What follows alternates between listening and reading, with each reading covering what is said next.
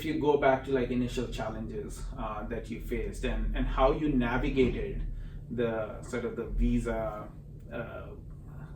the visa problems to actually make it happen, because you didn't go to the school here, so it's not H1B or F1 or any of those things.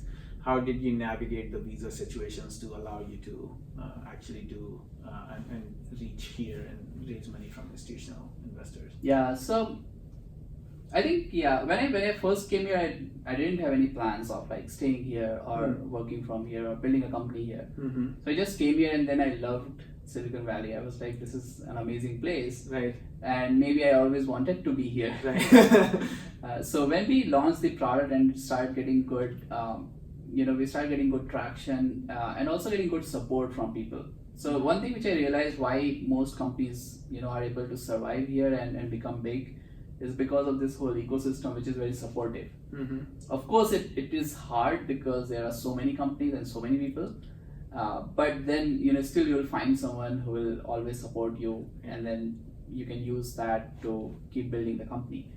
So when I first came here, it was still like business visa. I stayed here first for like 6 months, which is the limit, and then I came again like in 2016 March. At that time also I was on business visa. I stayed for 6 months, but then I applied for an extension so that I got 2 more months.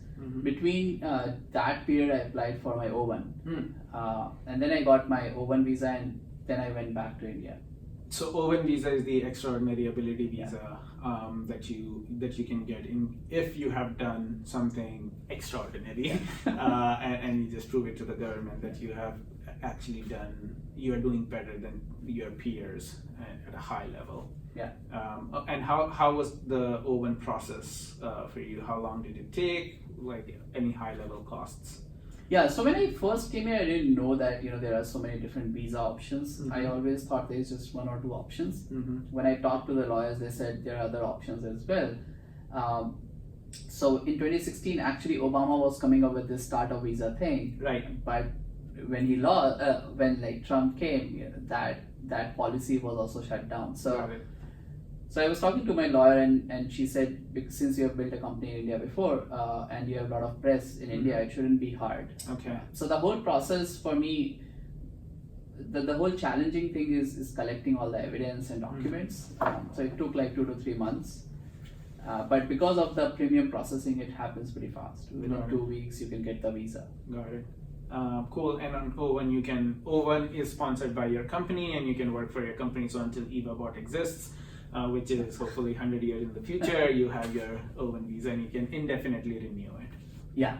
And then I also applied for my green card. So EB1, I got the approval. Okay. So we just need to wait.